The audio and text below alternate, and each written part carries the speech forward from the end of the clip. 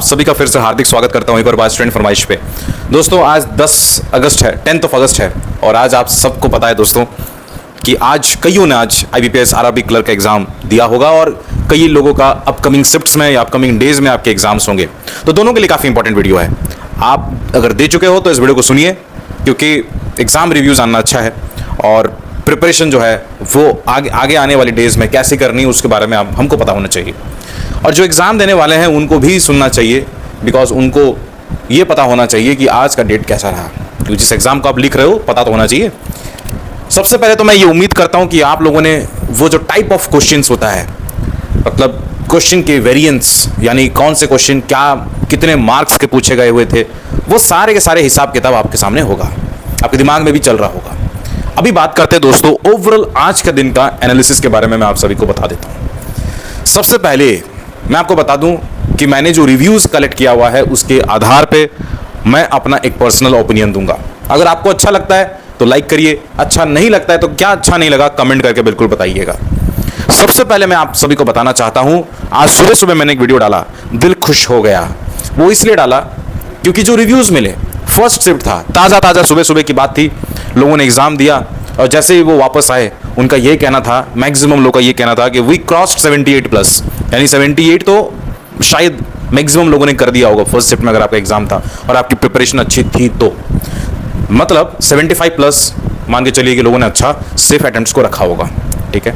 जैसे ही second shift आया, मुझे पता नहीं दोस्तों, मेरे हिसाब से IBPS के एग्जाम्स में ना सेकेंड शिफ्ट हट ही जाना चाहिए बिकॉज सेकेंड शिफ्ट हमेशा पता नहीं क्यों इतना टफ आता है और जो एक्सपेक्टेशन होता है उससे थोड़ा हटके ही आता है।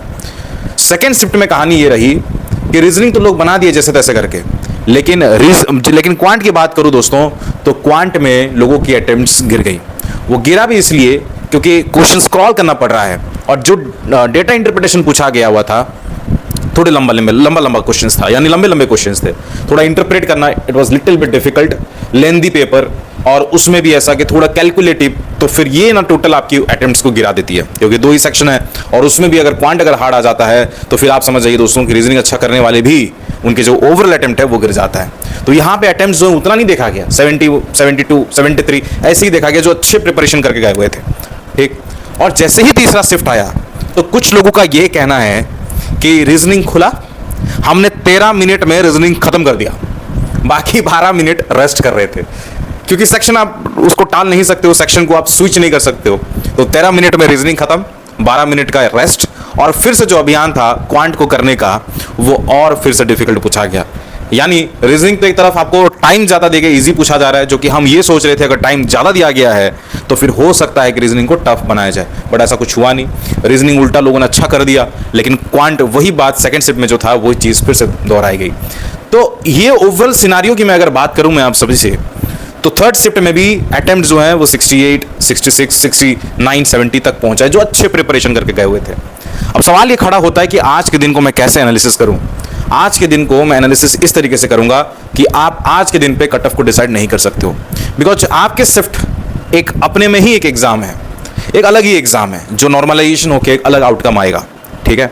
तो आउटकम का थोड़ा सा इंतजार करिए जो कि रिजल्ट का है, लेकिन रिजल्ट का इंतजार अगर करोगे तो ये भी फंसने वाला चीज़ हो सकता है क्योंकि आप सबको पता है, आई थिंक मुझे डेट पक्का से याद नहीं आ रहा है, शायद सितंबर 29 को IBPS RRB PU का मेंस का परीक्षा होने वाला है। गिनती दिन है दोस्तों, आपके पास अगस्त का मिड खत्म हो जा रहा है, आपके पास 1.5 महीने का समय है और मैं ये मानता हूं दोस्तों कि mains is not that easy. Prelims तो हार्ड होता ही है जब IBPS RRB की बात करें, लेकिन मेंस में आपको ना पढ़ना पड़ता है, चीज़ें पढ़नी पड़ती है, आपको क्वांट पढ़ना पड़ेगा, आपको कंप्यूटर अवेयरनेस पढ़ना पड़ेगा, पढ़ना तो पड़ेगा ना, तो वो पढ़ने के लिए समय तो चाहिए ना, और वो समय जो है वो हमारे हाथ से जाता हुआ दिख रहा है। इसलिए आप समय को पकड़िए, मेहनत करते रहिए और जो है मेंस के लिए प्रिपरेशन अगर आपका 74, 75, 73 भी पहुंचा हुआ है और जो आखिरी शिफ्ट की बात कर रहा हूं, देखिए एक आवाज़ आता है अंदर से क्योंकि नॉर्मलाइजेशन एक फैक्टर तो होगा ही, ठीक। नॉर्मलाइजेशन को आप हटा नहीं सकते हो गेम से, नॉर्मलाइजेशन एक फैक्टर रहता है, तो एक आवाज़ आता है कि हाँ इतना टफ था, मेरा प्रिपरेशन इस लेवल का था,